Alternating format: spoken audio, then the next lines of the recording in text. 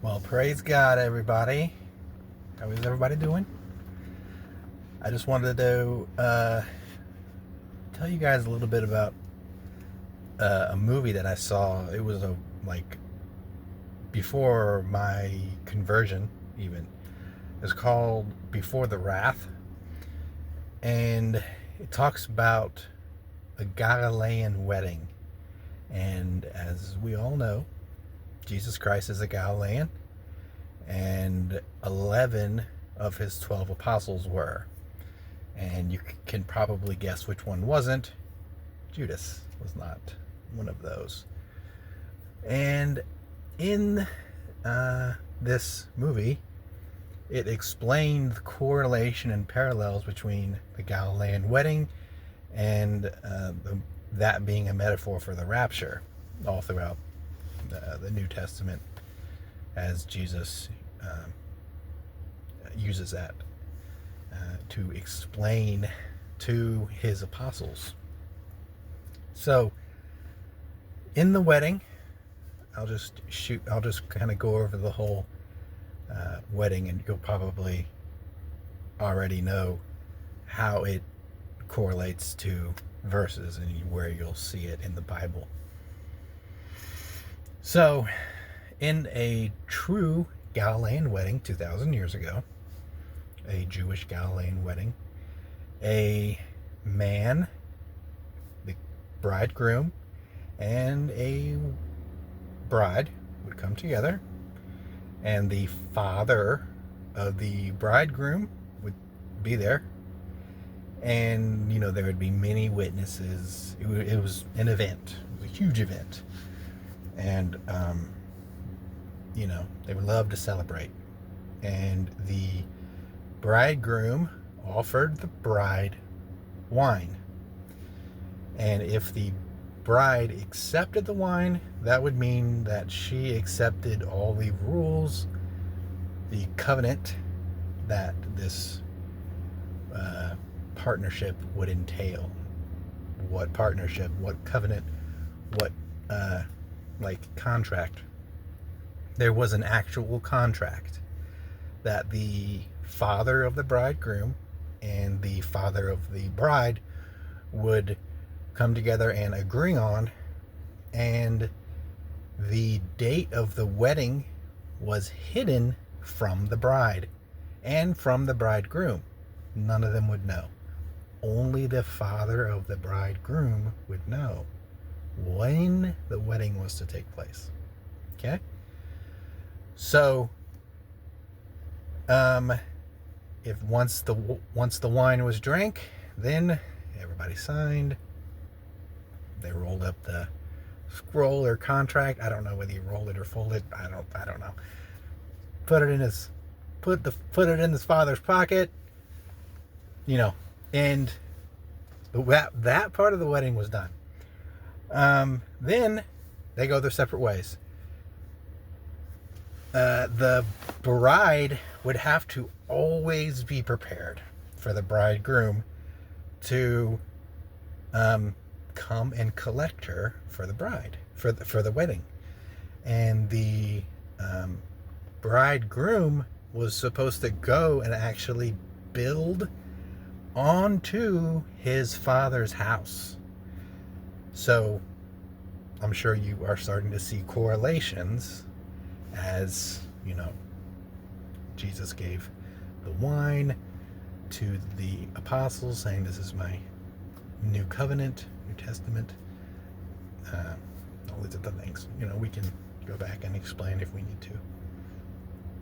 And so he went and actually built a place for the bride. And then, he would prepare a feast. And when the bridegroom was done building and preparing the feast, then the father would then wait and tell the bridegroom when to go. And, he was always ready to go. He was always, waiting and really antsy because he loved his bride. And the bride was always ready day and night, and had a lamp in the oil day or night to go. So, there you get the parable of the 10 virgins. Always be ready, be prepared for the bridegroom's return. And she would always actually sleep in her dress, her wedding dress, to go to a wedding, day or night, because only the Father knew the hour. And so, one day, finally, when the time was right, the father of the bridegroom would wake up or whatever, tell the bridegroom, today is the day, now is the hour. So then they would go through the city or the town of Galilee, and they would blow trumpets all around the town. And if they were ready to come, the other people could also come. Everybody is invited. But whoever is chosen are the people who are ready to go. Okay? Remember that verse? Yeah, that's where that verse comes. That's why that verse is there. So, but everybody is invited. That's why those trumpets are there. So once they get to the bride's house, here she is, very pretty, in her white gown, meaning purity, and she's ready to go, and so are her, hopefully, bridesmaids, and hopefully they have oil in their lamps and everything. And then I think it's, I know it's men. I don't know whether they are related to the bridegroom, to the bridesmaid, to the bridegroom, or something. Sorry, the groom, or not, or maybe they're groomsmen. But they actually lift her up on a chair, that's the rapture, and take her to the Father's house and have a feast for 7 days. 7 years of tribulation would happen, and they would close the door, and if you made it into the house, then you're ready to go. And you're gonna feast out on this amazing feast, and you're gonna have a great time, party, have just a fantastic time with two lovers who haven't seen each other for a year. And you're gonna have a great time. You're gonna be drinking some wine and eating just really awesome food in this new house. You're just gonna be saying thank you. You did such a good job, congratulations. And then 7 days later, the bride and the groom come out, and they are together forever. They were never separated after the rapture, or during those 7 days. But after they come out, they are officially bride and groom. So I think it's somewhere in Matthew, it says the door is shut, and they wanted to come in but they couldn't, and that's where they get that.